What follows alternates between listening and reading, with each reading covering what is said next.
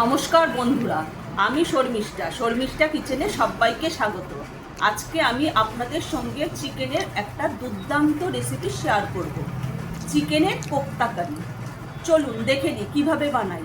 আর ভিডিওটা আপনারা প্রথম থেকে শেষ পর্যন্ত অবশ্যই দেখবেন। আর রেসিপিটা একবার বাড়িতে বানিয়ে খেয়ে দেখবেন যে কেমন। চলুন। এখানে আমি চিকেন কোপ্তা কারির জন্য এখানে আমি চিকেনগুলোকে একদম কিমা করে নিয়েছি আর ধুয়ে পরিষ্কার করে নিয়েছি।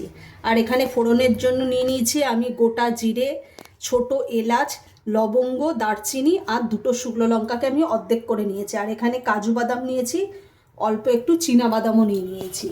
এখানে আছে দুটো মিডিয়াম সাইজের পেঁয়াজগুলোকে আমি ডুমু ডুমু করে কেটে নিয়েছি। আর এখানে কতগুলো রসুন আছে, এখানে হাফ ইঞ্চির মতো আদা, 7টা কাঁচা লঙ্কা আর একটা বড় সাইজের টমেটো।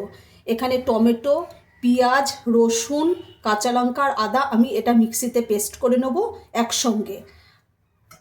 আর এখানে যে কাজু আর চীনাবাদামটা নিয়েছি এটা আমি আলাদা মিক্সিতে পেস্ট করে নেব।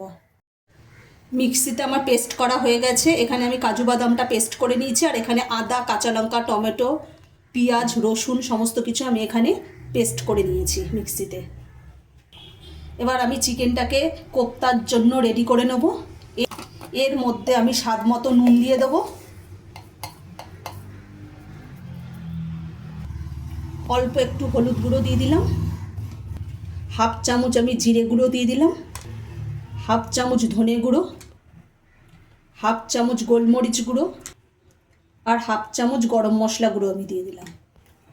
আর মিক্সিতে আমি যে মশলাটা পেস্ট করে রেখে দিয়েছিলাম আদা, রসুন, কাঁচা লঙ্কা, টমেটো, সেই পেস্টটার থেকে আমি 2 চামচ এখানে দিয়ে দেবো। আমি 2 চামচ কর্নফ্লাওয়ার দিয়ে দেবো, 2 চামচ আমি ময়দা দিয়ে দেবো,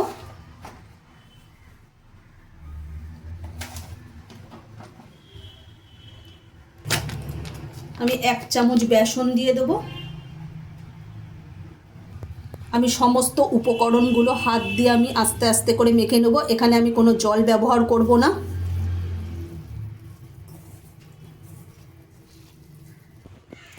আমি চিকেনটাকে কোপ্তার জন্য একেবারে রেডি করে নিয়েছি। আমি কড়াইটা বসিয়ে দিয়েছি, গ্যাসটা ধরিয়ে। এবার কড়াইয়ের মধ্যে আমি সাদা তেল দিয়ে দেবো। তেলটাকে এবার আমি ভালোভাবে গরম করে নেব। তেলটা ভালো মতো গরম হয়ে গেছে। এর মধ্যে এবার আমি একটা একটা করে কোপ্তা দেব। একবারে সবগুলো হবেও না, আর এখানে আমি দেব না, কেন সবগুলো দিলে উল্টানো যাবে না, হয়তো ভেঙেও যেতে পারে। এই জন্য আমি অল্প অল্প করে ভেজে নেব। প্রথমবারের আমি চিকেন কোপ্তাগুলো আমি নামিয়ে নিয়েছি, দেখুন কত সুন্দর হয়েছে।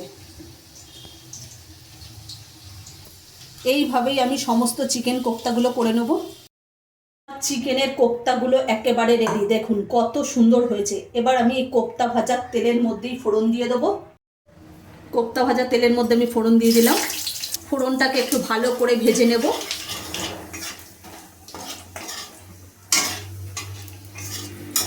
ফোড়নটা ভালো করে ভাজা হয়ে গেছে আর ফোড়নের থেকে একটা মিষ্টি গন্ধ বেরোচ্ছে। এবার আমি মিক্সিতে যে মশলাটা পেস্ট করে রেখে দিয়েছিলাম সেটা আমি কড়াইতে দিয়ে দেবো।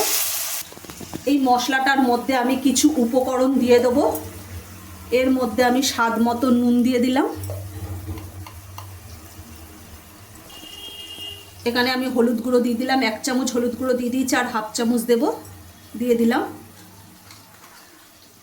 1 চামচ আমি গোলমরিচ গুঁড়ো দিয়ে দিলাম ঝালের জন্য, আপনারা ঝালটা আপনাদের পছন্দ মতো দেবেন। 1 চামচ আমি ধনে গুঁড়ো দিয়ে দিলাম, 1 চামচ জিরে গুঁড়ো আর 1 চামচ আমি গরম মশলা গুঁড়ো দিয়ে দিলাম। এবার আমি মশলাটাকে ভালোভাবে কষিয়ে নেব। মশলা থেকে যতক্ষণ না আদার কাঁচা গন্ধটা চলে যায় আমি ততক্ষণ মশলাটাকে ভালো করে কষাবো। মশলার এই বাটিটা ধুয়ে একটু জল দিয়ে দেবো এর মধ্যে, দিয়ে মশলাটাকে আবার ভালোভাবে কষিয়ে নেব। এইভাবে যদি অল্প অল্প জল দিয়ে মশলাটাকে ভালোভাবে কষিয়ে নেন তাহলে দেখবেন এই মশলার টেস্টটাও একদম অন্যরকম হবে। আর তরকারিটা যে রান্না করবেন সেই তরকারিটা স্বাদই পাল্টে যাবে একদম। এইভাবে অল্প অল্প জল দিয়ে মশলাটাকে ভালো করে কষিয়ে নেবেন। এবার আমি মশলাটাকে আবার ভালোভাবে কষিয়ে নেব। মশলাটা ভালোভাবে কষানো হয়ে গেছে আর মশলা থেকে আদার কাঁচা গন্ধটাও আমি চলে গেছে। এবার আমি যে কাজুটা বেটে রেখে দিয়েছিলাম মিক্সিতে সেটা দিয়ে দেবো। কাজুটা দিয়েও আবার ভালোভাবে কষিয়ে নেব। যেহেতু কাজু দিয়েছি এর জন্য ভালোভাবে নাড়তে হবে, নাহলে লেগে যাবে মশলাটা। মশলাটা ভালোভাবে কষানো হয়ে গেছে। এবার আমি 1 বাটি জল দেবো। যেই বাটিটার মধ্যে কাজু পেস্ট ছিল সেটার মধ্যে আমি 1 বাটি জল দিয়ে দিলাম। আমি আর একটু জল দিয়ে দেবো। এখানে বেশি জলের দরকার নেই, যেহেতু এটা চিকেনের কোপ্তা কারি, তার জন্য বেশি জল দরকার হবে না। আমি এবার মশলার সাথে ভালো করে জলটা মিশিয়ে দেবো, দিয়ে ভালো করে টকবক করে ফুটিয়ে নেব। তারপরে আমি চিকেন এর কোপ্তা কারিগুলো দিয়ে দেবো। ঝোলটা একদম টকবক করে ফুটে গেছে। এবার আমি চিকেনের যে কোপ্তাগুলো বানিয়ে রেখে দিয়েছিলাম সেটা আমি দিয়ে দেবো। আমি ওপর থেকে একটু চিনি দেব। আপনারা চিনিটাকে স্কিপ করতে পারেন, একদম অল্প একটু, এই যে দেখুন একটুখানি আমি দেব। আমি ওপর থেকে একটু কাসুরি মেথি ছড়িয়ে দেবো। ওপর থেকে 1 চামচ ঘি দিয়ে দেবো। এবার ভালোভাবে নেড়ে নেব। আমার চিকেনের কোপ্তা কারি একেবারে রেডি। এবার আমি নামিয়ে নেব। চিকেনের কোপ্তা কারি একেবারে রেডি। আর এই রেসিপিটা একবার অবশ্যই বাড়িতে বানিয়ে খেয়ে দেখবেন, একেবারে দুর্দান্ত। আপনারা রাইস, তারপর পোলাও, এগুলোর সাথে আপনারা খেতে পারেন, একদম দুর্দান্ত লাগবে। একবার অবশ্যই বাড়িতে বানিয়ে খেয়ে দেখবেন।